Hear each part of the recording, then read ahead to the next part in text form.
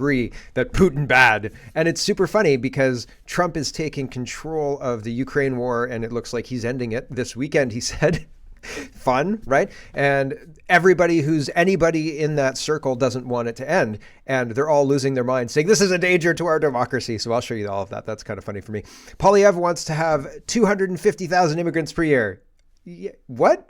I thought that, what? So yeah, Poilievre's looking at what's going on in the world. And he says, you know what's really great? Canada circa 2014. Like, let's do that again. No, the world's changed, buddy, and he needs to realize what's going on, I think. True North is now Juno News. Weird. Obvious jokes are obvious. Gould wants a UBI. So Karina Gould is talking about UBI and how we can do that, while at the same time the BC NDP, which is basically communist government, is backtracking on an election promise to give out $1,000 checks to everybody because Trump's protectiveness and tariffs, etc., are impacting their budget? Really? You don't say. Was the BC government funded by USaid? I have to wonder, like, what? What is going on there? It's really weird. And no kickback names yet. So the other day, Trump said, I'm going to have a press conference yesterday, and I'm going to read the names of all the people getting kickbacks. And I was super excited about that because I thought, great, we'll get names and that'll be fun, right? And we didn't get any names as far as I know. I didn't see it. So if I missed it, when he does it, if he does it, I'll report on it. But until then, we'll just have to wait with bated breath. Anyway, there's lots to get to. Let's get to it first. We're going to start with Trump and Russia. And, well, Jim Ferguson kind of lays it all out. He says, breaking, game over, Trump and Putin take control. EU globalists shut out of Ukraine peace talks. Interesting. The rules of the game have changed. The European elites who funneled billions into Zelensky's corrupt regime without accountability are now left out in the cold. Trump and Putin are calling the shots without them. EU diplomacy chief Kaja Kallas is furious. Why? Because the war is over and they weren't even invited to the table. The US and Russia are negotiating directly. No more blank checks. No more endless war. The Biden era fantasy that Ukraine could win has collapsed. The reality, Ukraine has lost. The globalists pushed for war. They failed, and now they want to drag NATO into the mess that they created. But here's the reality. If Europe sends the troops, they're on their own. U.S. Defense Secretary Pete Hegseth has spoken. No American boots on the ground in Ukraine. If European nations send troops, they will not be covered under NATO's Article 5. No more U.S. taxpayer money for Zelensky's failed regime. The gravy train is over. Europe needs to accept the truth. Ukraine is lost. There is no coming back from this. It's time for negotiations, whether they like it or not. Globalist war machine is in full meltdown. They wanted endless war, but now they've been sidelined. Trump and Putin are cutting the deal, and EU can do nothing about it. Europe is out, America's out, the war is ending, and the globalists just lost everything. And I showed you the beginning of that yesterday. This is 30 seconds. I don't know that we need to go through this again, but this isn't Hegseth. I thought this was Hegseth. Well, listen, because I actually haven't listened to this one yet. So here we go. Agreements made behind our backs. It will simply not work because you need, for any kind of deal, any kind of agreement, you need Europeans to implement this deal. You need the Ukrainians to implement this deal. So, I mean, that doesn't also look good. If somebody agrees something and, everybody else says that, okay, fine, you have agreed, but we will not follow this. They don't want to follow America and Russia making a peace agreement. Well, you need Europe. You need Europe. This is a very misguided woman. Here's Stolz from Germany. Disclosed TV is reporting Germany's leftist Chancellor Scholz called on the parliament to impose a state of emergency due to the events of the last 24 hours and the statements made by the U.S. government regarding Ukraine. So, interesting. And readers added context here, although the community notes are kind of hit or miss, so take it with a grain of salt. But it says Scholz is talking about knowledge, Article 15.2, that triggers budgetary exceptions without affecting constitutional rights. By contrast, not stand is declared for internal or external emergencies and may restrict constitutional rights to preserve order. Interesting. So they're saying, hold on a second. Here is both Chrystia Freeland, and she says, as long as I'm prime minister, there will be no invitation for Russia to join the G7 table in June this year. We will not turn a blind eye to war crimes and attacks on other countries' sovereignty. And Poilievre says it was a conservative, Russia should not be welcomed back to the G7, says Poilievre. It was a conservative government that led the charge to kick Russia out of the G8. The then G8, because of their illegal invasion of Crimea in 2014. Russia's exclusion from the G7 is every bit as justifiable today. Did he not see everything that came out with Victoria Nuland and the coup and the agreements that were signed about NATO not expanding towards Russia, which were completely ignored and violated by NATO.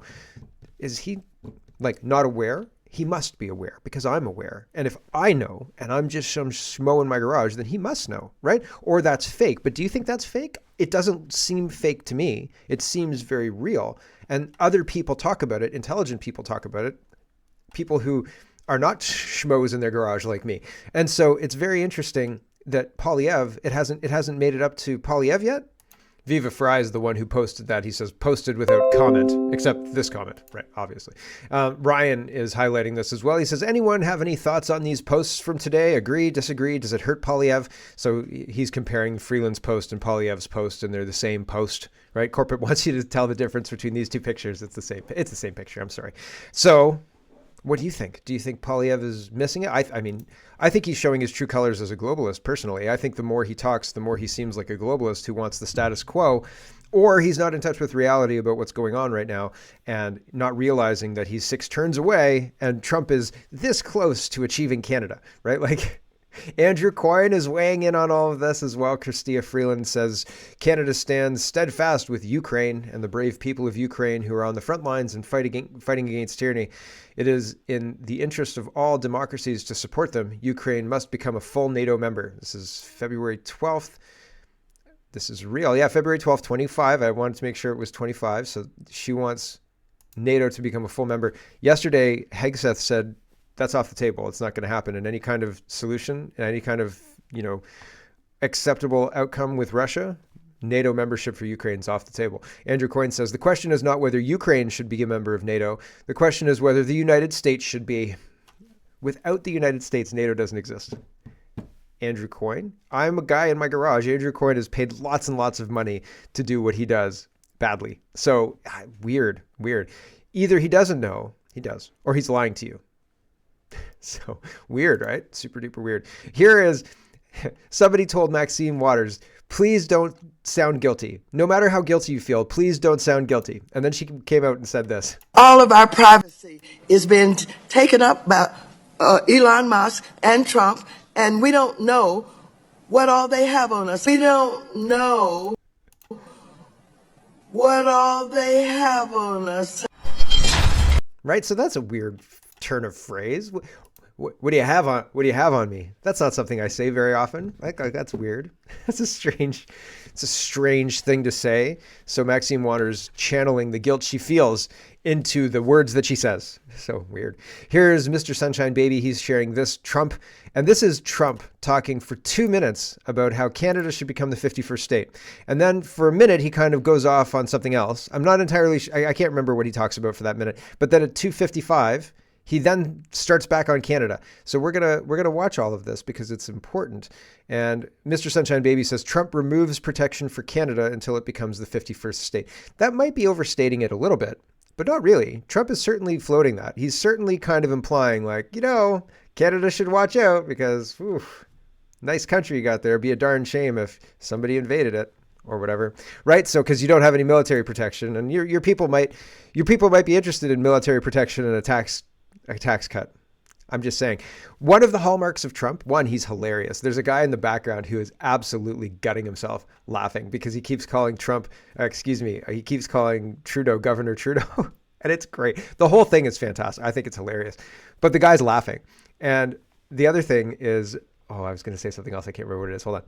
I can't remember what I was going to say, but I remembered something I did want to mention. This is in direct response. So yesterday I reported that the premiers all went and met with high-ranking officials for the Trump administration. I guess it was the chief of staff, something like that. And they had a little exchange, and Colin DeMello reported that the premier sent a message, stop that, cut that 51st state stuff out, Trump. It's not going to fly. And the Trump representative said, just to be clear, we told Trump you said that, but we didn't agree that was the case. Canada may become the 51st state. Who knows? And so Trump has heard this. And in response to this is how Trump goes on to the press and talks to the press. Okay. This is hilarious. I think it's funny. Okay. Here we go. We think the European Union is wonderful. We all love Europe. We love the countries in Europe. But European Union has been absolutely brutal on trade. Canada has been very bad to us on trade, but now Canada is going to have to start paying up. And Canada's been tough on the military because they have a very low military cost. They think we're going to, protect them with our military, which is unfair. So Canada is going to be a very interesting situation because, we just don't need their product. And yet they survive off the fact that we do 95% of what they do. And Canada is just absolutely, I say it, and sometimes people smile and sometimes they say great idea, but Canada, their taxes would come down greatly, their security would go up greatly.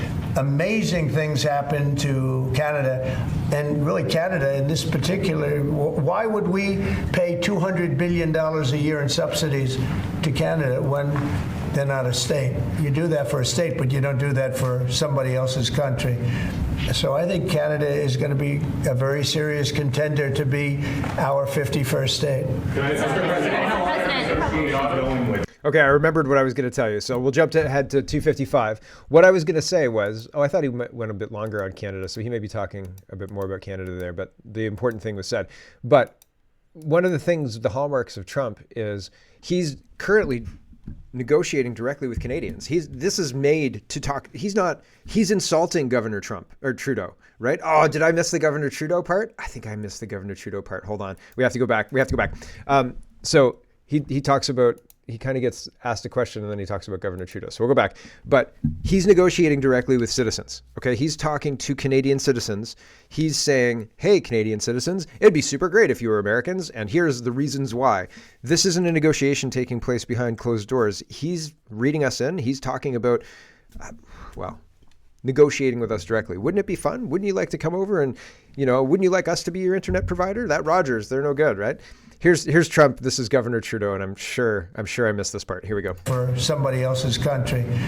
So I think Canada is going to be a very serious contender to be our 51st state. Mr. President, how are things going with Canada? There was obviously a delay in implementing those tariffs.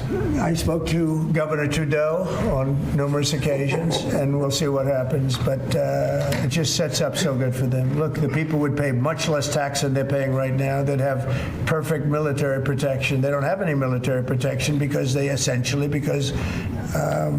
and you take a look at what's going on out there. You have Russian ships, you have China ships, you have Chinese ships, you have a lot of ships out there. And, people are in danger. This is a different world today. It's a different world. They need our protection, yes. You mentioned Elon Musk. A lot of ships out there, exploding straws, all sorts of stuff you got to worry about these days. Different world out there. Here's Trump at 255. He again pivots on Canada. Here we go. Opinion almost all of NATO, and now, I had the bad moment with the press where the press said, well, does this mean you won't protect him? And I said, I won't protect him if they're not paying. But because I said that, the Secretary General, as you know, said it was the greatest thing he's ever seen because the money came pouring in. But they don't treat us right on trade. They don't treat us right on the military either. I mean, if you look at Ukraine, we're in for probably $200 billion more than Europe. Why are we in for more than Europe? We're in for more than Europe. I mean, think of it, or NATO. I mean, let's call it NATO because Canada's in. By the way, Canada is just about the lowest payer. Also, they shouldn't be. They are just about the lowest payer in NATO, in addition to everything else. So Canada's really been taken advantage of. And if they had to pay just something modestly fair, they wouldn't be able to succeed as a country. And that's why I feel they have to become a state. Yes, ma'am. Thank you, Mr. President.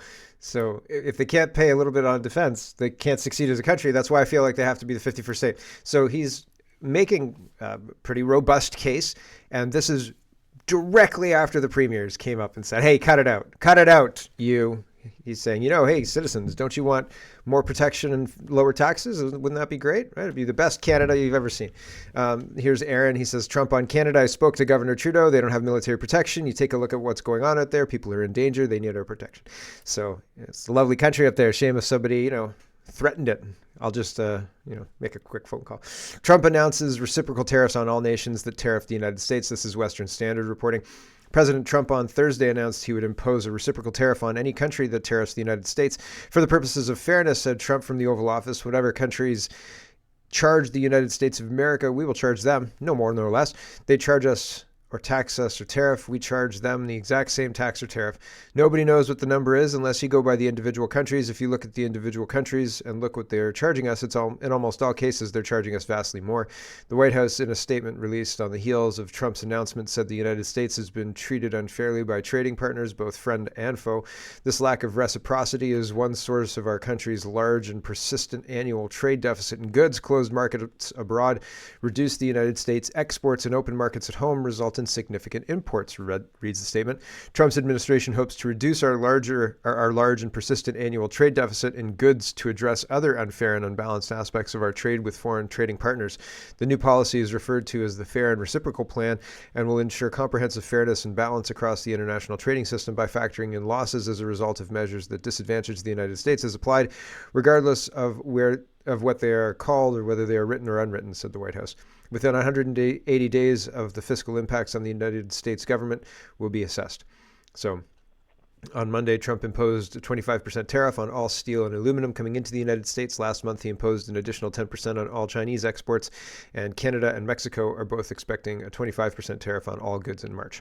So pretty crazy stuff. Very, very concerning, right?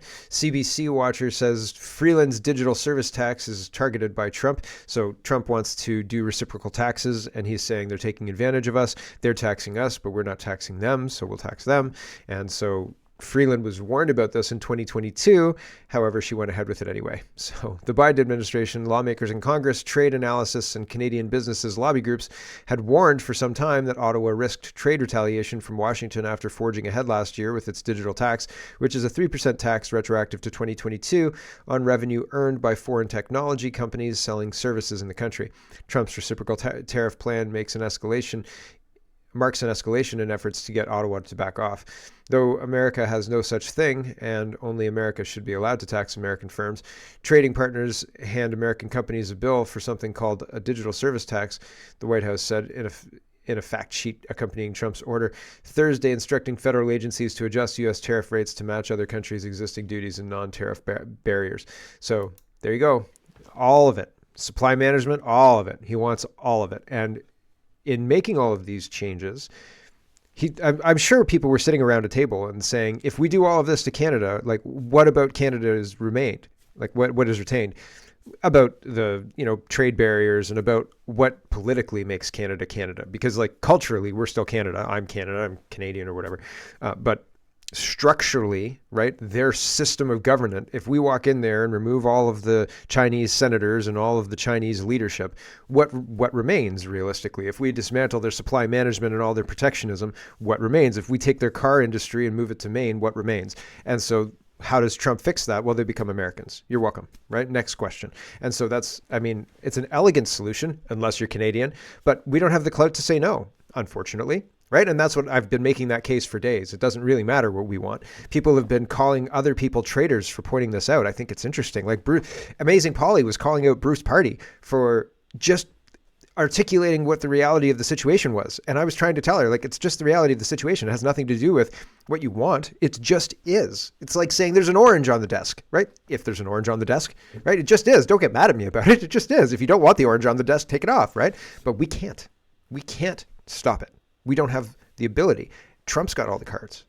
And if Doug Ford really wants to escalate and flick off the lights, I think Doug Ford's going to find out good and quick how serious Trump really is, and the rest of Ontario too, right? And then, 51st state, quick and very quick. And then 52 is Saskatchewan or Alberta. 53 is Saskatchewan or Alberta. Manitoba's pressured then, but then the governance is subject and structured to Doge and all the rest. And so, like, the corruption's going to go, hopefully, fingers crossed. But that's one way. That's one way it could go. I think we're being offered an opportunity to fix it, but these people are not taking the opportunity, and they've been not taking the opportunity as much as they possibly could for days. It's very interesting. Gov.exe is corrupt highlights this. I've got two of these. They're very similar, but they're different, so I'm going to read them both, but they're very similar in sentiment. Gov.exe says, Donald Trump never shut down my business. Donald Trump never tried to forcefully vaccinate me. Donald Trump never banned me from the economy. Donald Trump never hiked my taxes. Donald Trump never froze my bank account. Donald Trump never called me a plague rat who takes up space. Donald Trump never tried to censor my speech and take away firearms. Donald Trump never handed over billions of my country's tax dollars in foreign aid. Donald Trump never flooded my country with third world migrants and handed them taxpayer checks. The Canadian government did all of that. But just like every narcissistic abuser, they will gaslight you into thinking they're your friend and tell you who to hate. Yeah, well, that's interesting. And it's true. Here's Sass Glass, and she says, I don't know who created this list, but whoever did nailed it. Justin is the one people should be bashing, not Trump. Here's a good list for those who are demonizing Trump. Just remember, ladies and gentlemen, Trump didn't stop our export pipelines. Trudeau did. Trump didn't drive $500 billion of capital investment out of Canada. Trudeau did. Trump didn't stall the growth of our CDP or GDP per capita for the last 10 years. Trudeau did. Trump didn't flood our country with migrants. Trump didn't burn billions of dollars on green energy. Trump didn't cause housing and rent to skyrocket. Trump didn't make the Canadian government borrow $600 billion to spend on bad policies and inflationary printing of money is crazy. Trump didn't legalize hard drugs in British Columbia. Trump didn't create our healthcare crisis. Trump didn't cause 1/3 of Kingston, Ontario to go hungry. Trump didn't impose a carbon tax on everything that will go up 20% on April 1st.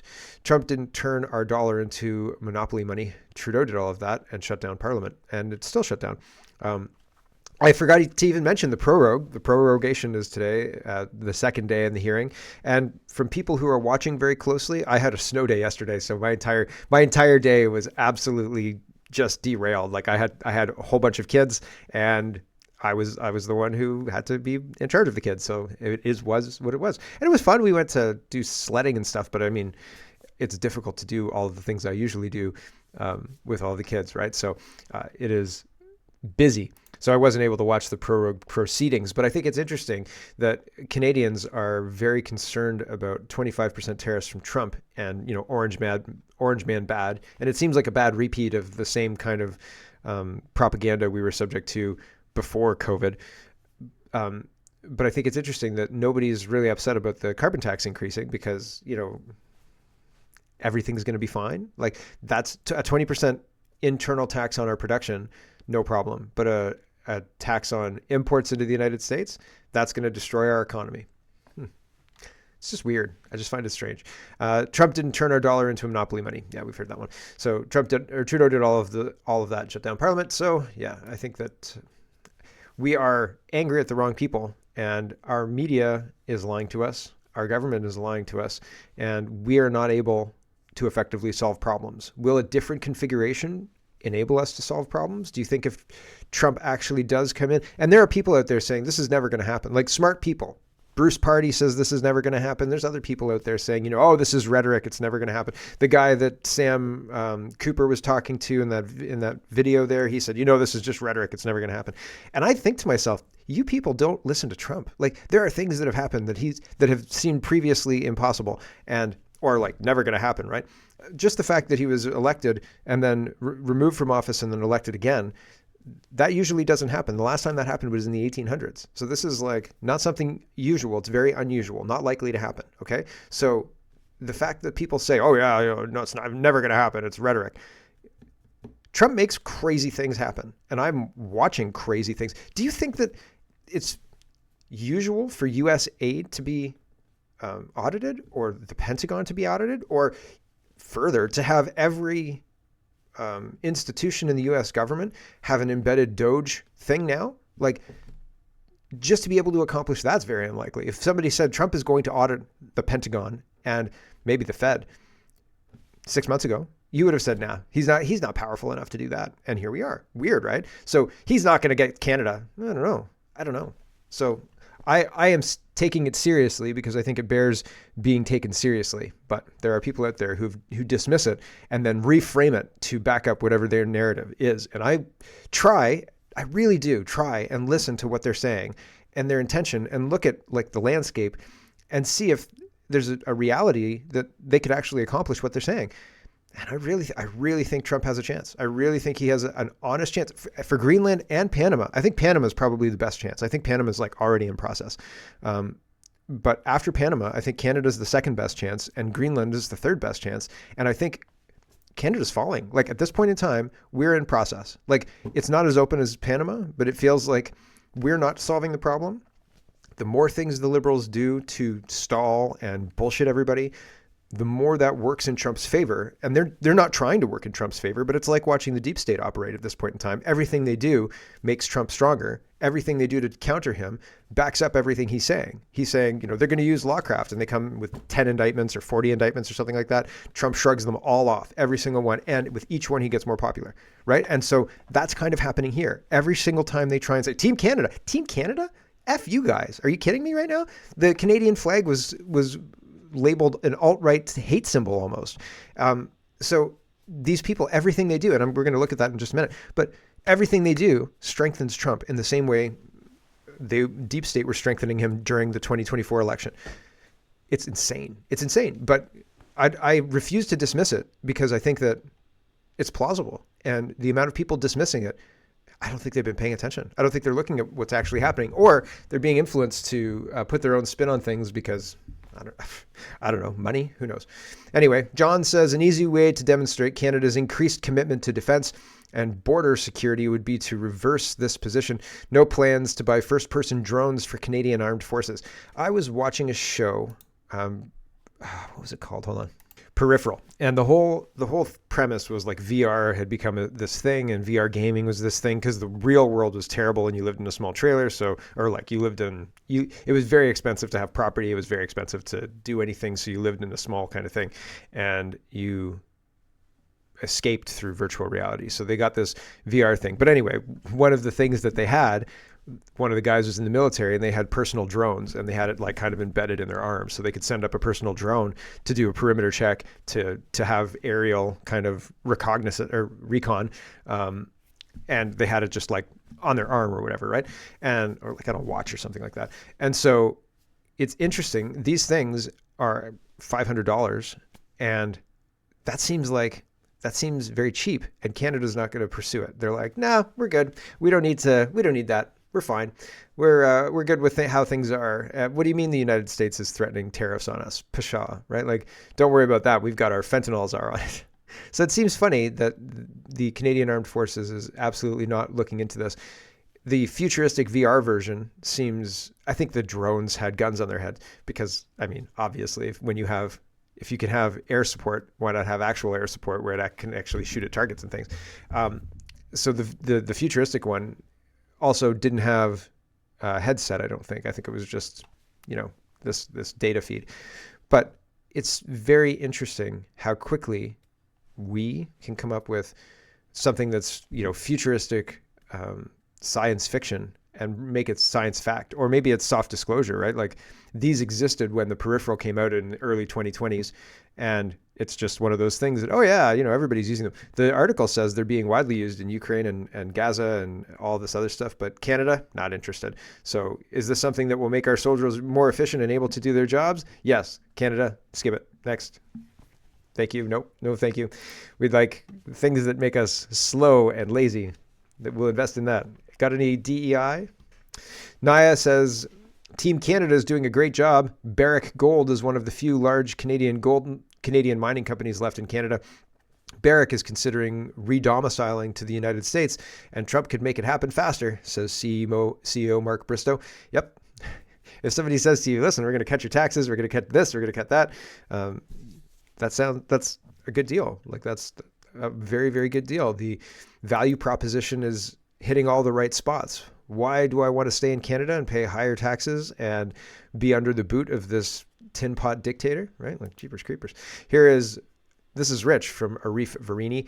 Arif Verini says, hey, Parkdale High Park, ahead of Flag Day, which is tomorrow, and the Four Nations Canada-US game on Saturday, let's show off our Canadian pride. Feel free to stop by my office on Bloor Street from 2 to 5 Thursday and 12 to 3 12:30 to 3:30 on Friday to pick up a Canadian flag, max one per household. Really? Like he's gone full alt-right, right? Does he support the Freedom Convoy now? What is he, a freedomer? Jeepers creepers.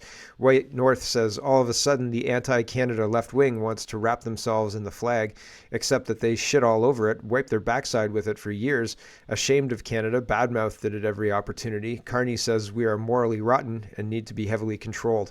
Yeah, so it's rich, and I don't believe it. And these people are ridiculous in thinking that people are going to fall in line with all of this. Alex Zoltan says someone has allegedly pulled the fire alarm during our lunch break at the Supreme Court, Federal Court of Appeals building where the Trudeau's prorogation of Parliament is being legally challenged. And so there's a whole thread here if you're interested in following along. I asked a couple of the people watching it if they thought it was going to make any difference or if there was going to be any kind of legal satisfaction from this whole thing.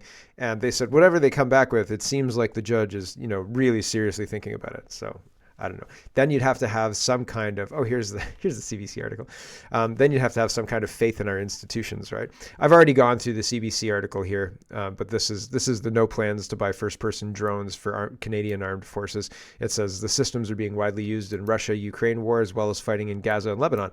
So Canadian forces don't need these modern, up-to-date things. We've got rifles from the 1960s. Have you heard of a 303, sir? How about an FN? Okay, sure. Yeah, how about that? So we don't get technology. Not for Canada. It's not for Canada. Shucks, eh?